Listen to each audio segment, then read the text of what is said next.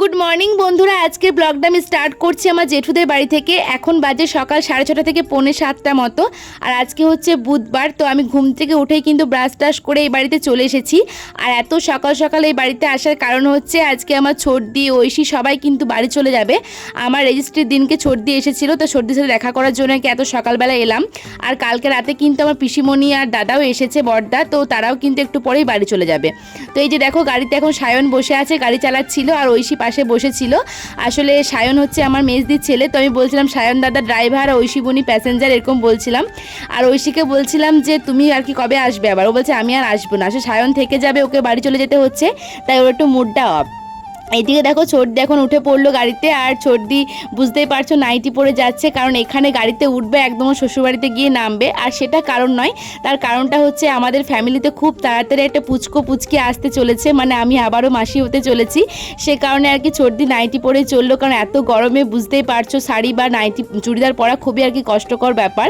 আর দিদি বলছে আমি নাইটি পরে বাড়ি চললাম, আর সেটাই তুই ব্লগ করছিস। আমি বললাম হ্যাঁ, কোনো ব্যাপার না, নাইটি হচ্ছে এই গরমে মেয়েদের জাতীয় পোশাক। তো এটা নিয়ে হাসাহাসি করছিলাম। তো এখন সকাল 7টা মতো বাজে, দেখো দিদিরা রওনা দিয়ে দিল। আর এত সকাল সকাল বাড়ি যাবার কারণ হচ্ছে গিয়ে জিজুর ডিউটিও আছে, সে কারণে এত সকাল সকাল গেল। যেতেও তো প্রায় 1 ঘন্টা মতো লাগবে। তো দেখো দিদিরা যাবার পর এখন আমাদের বাড়িতে চলে এসেছি। আর এখন বড়দার পিসিমণিও রেডি হয়ে গেছে বাড়ি যাবার জন্য। কালকে বিকালবেলা এসেছিল, কিন্তু কালকে যেহেতু আমি কোনো ব্লগ করিনি, সে কারণে কালকে পিসিমণিদেরকে শেয়ারও করতে পারিনি। এখন বাড়ি যাচ্ছে সেটাই ভিডিও করছিলাম। তো যখন পিসিমণিরা বাড়ি যাচ্ছিল তখন দেখে যে আদায় করতে এসেছে, মানে আজকে হচ্ছে বুধবার আর কালকে বৃহস্পতিবার হচ্ছে লাস্ট গীতাপাঠ আমাদের গ্রামে। আর গীতাপাঠের শেষে কিন্তু রাত্রেবেলা মহাপ্রসাদের আয়োজন করা হয়েছে।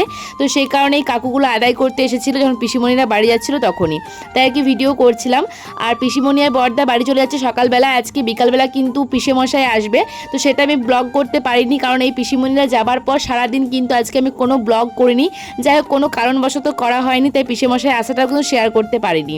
এখন যে এই বড়দার পিসিমণি চলে গেল, মানে বুধবার আমি সকাল থেকে 2 থেকে 3 মিনিট মতো ব্লগ করেছিলাম, তারপরে সারাদিন কোনো শ্যুট করিনি। আর এরপর থেকে কিন্তু শুরু করবো বৃহস্পতিবার সকালের ব্লগ, তো চলো ওটাই কন্টিনিউ করো। The next day. Hello friends, good morning, welcome back to my channel and welcome back to my another blog. আশা করছি তোমরা সবাই ভালো আছো, আমিও খুব ভালো আছি। আজকে হচ্ছে বৃহস্পতিবার, সকাল সকাল ব্লগটা স্টার্ট করলাম, এখন 9:45 বাজে। তো আজকে হচ্ছে আমাদের গ্রামে শেষ দিন ভাগবত পাঠ, মানে যে 7 দিন ব্যাপী ভাগবত পাঠের আয়োজন করা হয়েছিল। আগের সপ্তাহে শুক্রবার থেকে শুরু হয়েছিল, সেটা আজকে শেষ দিন।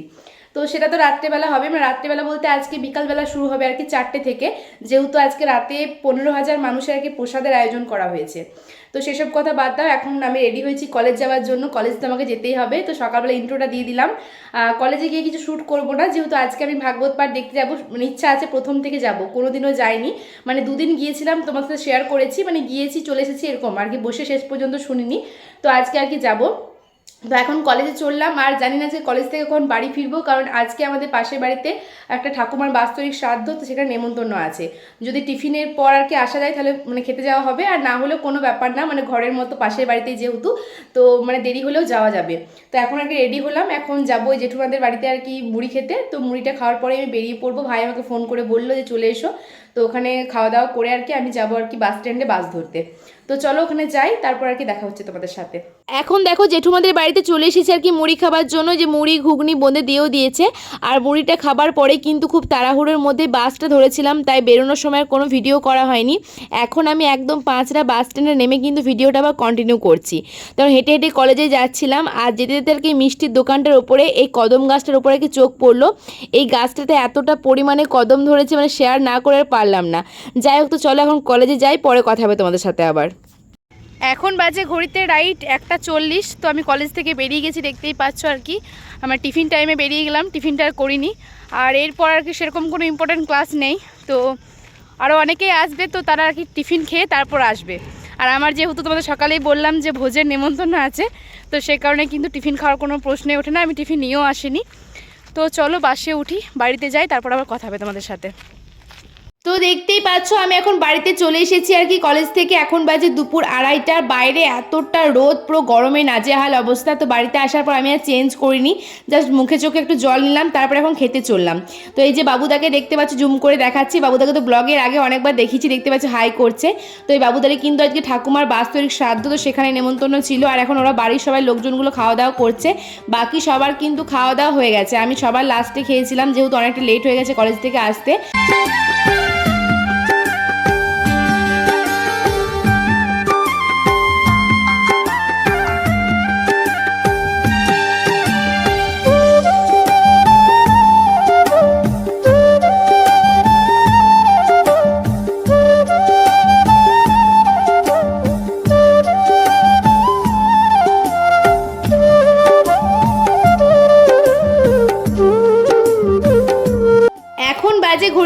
সকাল 4:30 মতো। তো ওখান থেকে খাওয়া দাওয়া করে আসার পর বাড়িতে 1 ঘন্টা মতো রেস্ট করলাম। আর যখন রেস্ট করেছিলাম তখন আর কি 3:45 দিক করে বাজারে থেকে আমার ছোট বৌদির মা আর প্রণয় 3 জনে এসেছে, দেখতেই পাচ্ছ। তো সবাই মিলে এখন চললাম আর কি গীতা পাঠ শুনতে রেডি হয়ে। আর আজকে একটু তাড়াতাড়ি গীতা পাঠ শুরু হবার আর কি কথা ছিল, মানে 4টে থেকে বলেছিল, কিন্তু 4টে থেকে হয়নি, মানে মানুষের ভিড় হয়ে গেছিলো প্রায় 3টে থেকেই, কিন্তু শুরু হতে হতে প্রায় 6টা বেজে গিয়েছিল। তো দেখতেই পাচ্ছ আমরা এখন চলে এসেছি, যেহেতু অনেক তাড়াতাড়ি কি ভক্ত আসতে শুরু করেছিল। আর আজকে যেহেতু লাস্ট দিন আর শেষে আর কি মহাপ্রসাদের আয়োজন করা হয়েছে, সেই কারণে কিন্তু প্রচুর ভক্ত হয়েছিল, প্রায় 25,000 মতো ভক্ত ছিল। তো দেখতেই পাচ্ছ আমরা কতটা দূরে বসেছি, মানে প্যান্ডেল থেকে প্রায় অনেকটা দূরেই বসেছিলাম। আর আমরা আসারও কিছুক্ষণ পরে আমার মা এসেছে, সে কারণে দেখো মা যে পেছনে বসে আছে। আর এখানে এত গরম, ফ্রিজে জল এনেছিলাম, পাখা সবাই তো এনেছে, দেখতেই পাচ্ছ, মানে এত ভিড় আর কি মানুষের, বুঝতেই পারছো। তো গরমে পুরো নাজেহাল অবস্থা, শুরুই হচ্ছিল না, প্রায় 1-1.5 ঘন্টা বসে থাকার পর কিন্তু শুরু হয়েছিল। তো এই দেখো আমার ভাইপো এখন আর কি মাজা খাচ্ছে। তো ভিডিও করছিলাম ওর, যে গরমের মধ্যে মাজা খাচ্ছে, ও তো ভিডিওতে মুখটা দেখাতেই চাইছে না, ও বলছে ভিডিওটা অফ করো তারপর খাবো। আমি নিয়ে অফ করে দিয়েছি, তারপরে আর কি আবার চালু করেছি, দেখতেই পাচ্ছ। তো ফাইনালি 1 থেকে 1.5 ঘন্টা বসে থাকার পর এখন মহারাজজি এসেছেন আর কি। তো মানে বুঝতেই পারছো অনেক দূর থেকে ভিডিও করছি, ভালো করে দেখাতেও পারছি না। তো প্রচুর যেহেতু ভক্ত ছিল, সে কারণে কিন্তু দেখাতে পারছিলাম। তো উনি আসার পর আর কি আরতি হলো, তারপর কিন্তু গীতাপাঠ শুরু হয়েছিল। তো এটা হচ্ছে মানে এত বড় একটা অনুষ্ঠান, এত মানুষের সমাগম আমাদের গ্রামে কখনো হয়নি। মানে এরকম আমরা ভাবতাম হয়তো গোষ্ঠ মেলা হচ্ছে আমাদের গ্রামের ঐতিহ্য আর সবথেকে বড় মানে উৎসব ওইটাই, কিন্তু এখন গীতা পাঠে এত মানুষের ভিড়, আর ভাবছি যে এটাই হচ্ছে সবথেকে এখন বড় অনুষ্ঠান আমাদের গ্রামে, হাইয়েস্ট আর কি। তো প্রচুর ভক্ত ছিল, দেখতেই পাচ্ছ এখন ভজন গাইছে, সবাই করতালি দিচ্ছিল। আর আজকে শুধুমাত্র মানে জনসমুদ্র যাকে বলে, দেখো শুধু মাথাগুলো দেখা যাচ্ছে, মানে কৃষ্ণপ্রেমের জোয়ার চলে এসেছে আর কি যাকে বলে। তো চলো একটু শেয়ার করি তোমাদের সাথে।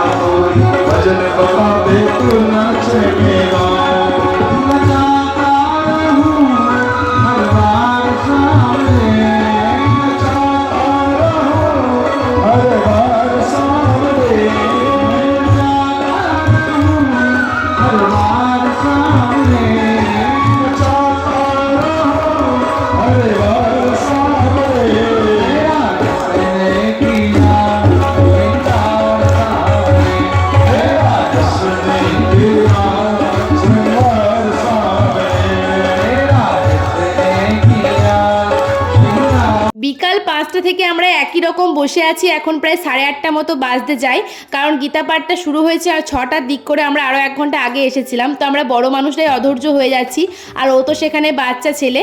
তো অনেকক্ষণ থেকে বলছে চলো পিসি আইসক্রিম খেয়ে আসি, যেহেতু অনেকটাই গরম। তো আমরা দেখো প্যান্ডেলে একদম ভেতরে বসেছিলাম, আর এত ভক্ত পেরিয়ে কিন্তু আমরা এখন আইসক্রিমের দোকানের সামনে এসেছি, মানে এটা কিন্তু খুবই কষ্টকর ব্যাপার। যাই হোক, তো ওকে জিজ্ঞাসা করলাম যে কি আইসক্রিম খাবি, তো অনেকগুলো দেখানোর পর ও বললো যে না আমি চকোবার মানে এটাই খাবো, চকলেট ফ্লেভারের কর্নেট। ওটাকে চকোবার বলছি। আর ওর দেখো আইসক্রিম খেতে গিয়ে কী হয়েছে, দুটো পার্টে কিন্তু হাতে খুলে চলে এসেছে, তাই ভিডিও করছিলাম আর ও তো কিছুতেই ভিডিওতে আসবে না।